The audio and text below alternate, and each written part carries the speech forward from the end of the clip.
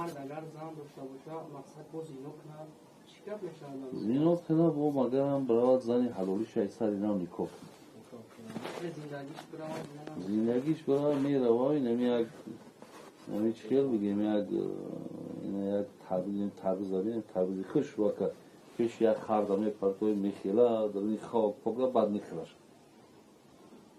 زندگی هم خیلی میشه انا اون نکاح میکنه بعد همون زینه کنه انا بعد دو چند بار نکاح کردن یا طلاق حساب نمیکنه چی همون میاد اخی طلاق کنه میشه بعد نکاح رو برای چی میکنی значит اگر همین سه بار همین حالت بشه بله تمام دیگه اون نمیتونه بله سه بار اگر زینو کرد جل طلاق حساب میکنه سه بار نکاح کرد زینو کرد بله آخه همین زینا را خودشم خدا لعنت کنم زینا کوره همین جامعه را هر چی خراب میکنه زینا میکنه هر بدبختی به سر همین مردم میاد پشتی زینا میاد زینا بدبختیش در چه که کسی قطعی زینا کردی حتما به مادر و به خواهر و به زنت زینا میکند زینا را جوابش هنمیه برای همین زینا بسیار بدبختی های زیاد داره برادران اگرچنده که امروز روز به روز در جامعه ما زینا کردن بسیار کاری آسان شده ولی از یک چیز دیگه هم حذر کردن در کار که در بین همین دخترکای بیراه اکثریتش با بیمارن خدای نکرده با همون بیماری بمبری دیگر اگه خدا پرده کنه که وای به حال همون کسی که تر دبر هم میبرن میگرونه حرام میبرن او حرام کو اگه حرام ای اون قورستان دا گپای اونم جناب همسایه که میبرن دبر یا همسایه که میبرند وای به سر نو بیچاره همین همسایه گنده را در همین دنیا رنگ نمودش بیزاری اونجا دم همین خیلی همونجا هم همین همسایه در کار نیست نه در زندگیش دادری عزیز او احترام قدر داره نه بعد مردنش ولی همین لایق شیرالی خدا رحمتشون کنه مردن کو در کلیاتش میگه خدایا همنشینی عاقلان کن خدایا همردیفی عادلان کن با گوریستان از آن روزه بخسبم مرا همسایه صاحب دلان کن حتی در گوریستان هم اگر دنیا گذاشتم هم یگان آدم های صاحب دل آدم های پاک باشه یک کاش که همسایه هم یوشم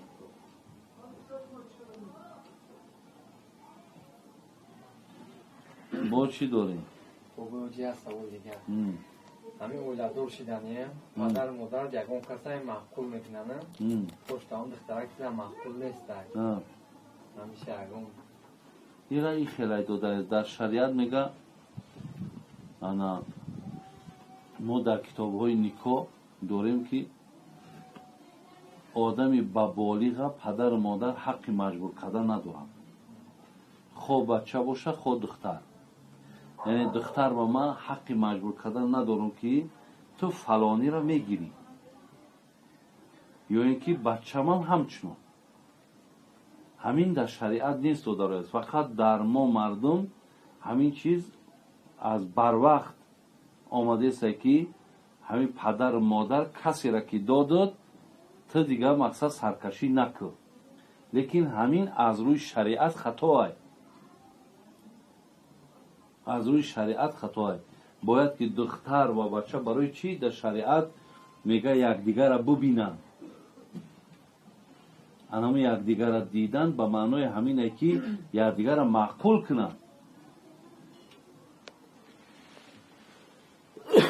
که خطی پدر و مادر مثال چی کردن در کار که پدر و مادر رو فهموندن باشه اگر فرزند هم میپسد بچه هم مثال فلانی را میکنه درازی هستی یا نیست با عقلش هم میخیله حاضر برای که یعنی اندک زندگی ده بچه حاضر میگه خیلی خطان کردینو میگه چکو کنم برای از این ملامت دور شدن باید فرزند اختیار مونه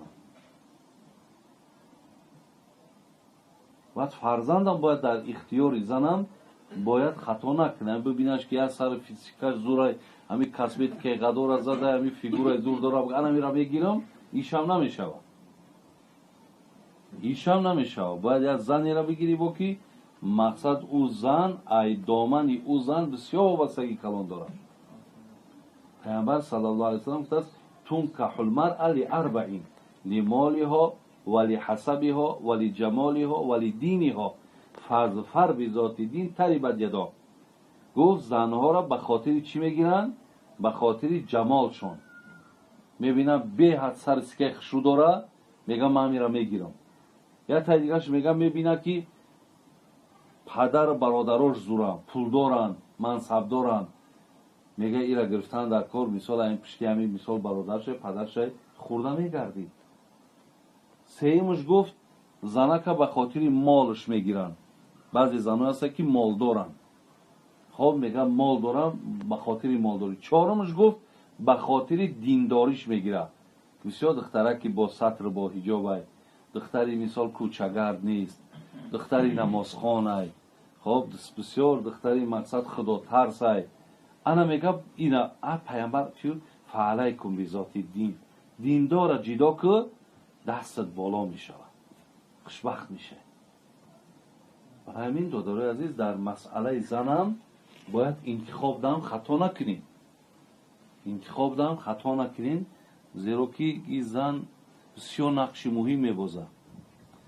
خداوند در قرآن میگه نساؤکم حرث لکم. زن ضمیر زمین ای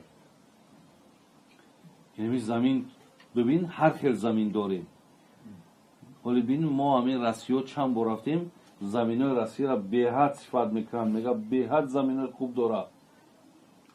در او علف میبینی خب در اون نشع و نما میبینی زراعت زمین ای که زمین خوبه همین زنک میگه زمیر زمین ای یعنی اگر زنک خوب باشد زمینی خوبه حاصل خوب میته. اگر زنی خوب نباشد او مثل زمینی مثال همو چیه میگه شخصی میگه زمینی شوره سنبول بر نیارد در او تخم و عمل ضایع مگردان. باران که در لطافت طبعش خلاف نیست در باغ لاله روید و در شوربون خس. زمین خوب ده لاله میبراید زمین ناخوب ده هر چند مهنت هم فکری خس میبراید. تمام. بابای وجی اگر هم جگون رو فهمی شوا کی گناه گر میشه مقصد اگر زنی وقتی که زن قد نفهمی شید اگر نزیده نگیرده باشی گناه گر کی میشه و بخاطری حرمتی مدار مثال گیرده. البته آخی هم کلمه برای چی گفتیستم آخی برای چی گفتیستم لیکن وقتی که اگر کار تا جای آمده و نکاح کده گرفتیش شریعت اجازت میده. در شریعت سین سال اعتبار نیست. سین سال اعتبار نیست. این کار دو دارو که وقتی که مثال زن در مردم ما در عرف ما این چیز قابل قبول نیست که زن ای مرد کلام باشه. همه وقت زن ای مرد باید خوب باشه. همین خیلی در چیزی ما همین داخل چیزی گیده زنی کلان گرفتن رنگی که گویا که در همین بچه یا در همین اویله یکم کم بوده این خیلی قبول دارنده اگر بگیری چی؟ او خیلی بگیری ما گفتم شریعت اجازت میته شریعت اجازت میته اگر نمیداد پیامبر از خودش کلان نمیگیرید لیکن همه با مصلحت باشه.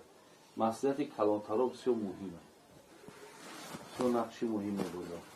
کلانترا مثال روزی نیستن کم طرف نه که میگیری هم دختره کم میبینن هم کلان هم باشه که میبینن با عقل قربوری کننده حرمت خسر خشتومن بعد روزی میشم دل نشیده با ایشی میشم ایش ویزیت اول دیگه روزی نیستن 50 نه 50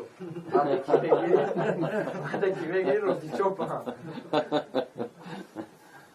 خیلی بینیده ختم بینید یک کاری کنید که خفگی نشود همین خفگی نشود. دو اینه که پدر و مادر بسیار لازم ایده زندگی دارد. همین فرزن پدر و مادر راضی کنن میتونن پدر و مادر را ترک دیلش بدراید در زورا تولوش کنه اما انشاءالله برای خاطر فرزند همه کار در ایزابی میتن. لیکن عقل پدر و مادر هم دایم مقصد جویست. پدر و مادر بزیمش فقط تربیه فرزند است. نام خوب گذاشتن است. فرزند خط نکردن است بچه باشد. و به خدا شناس کردن است. زن دادن فرزند بزیمه پدر و مادر نیست. یعنی در گردن پدر و مادر این نیست که باید فرزند او زن بده. زن فرزند باید خودش کار کنه بگیره از موافق شریعت. ولی پدر یا مادری که برای فرزند زن دادن مبلغ جدا میکنه، حرکت میکنه، خیلی جوانمردی یک کاری خیر از طرف پدر و مادره. یکی این خیلی بگی وظیفه شای باید من از زن بده، او وظیفه او نیست. بابا دیگه سوال بمی مرد اگر زن داشته باشه مقصد با زینو کنن چیکار میشه؟ زینو کنه بابا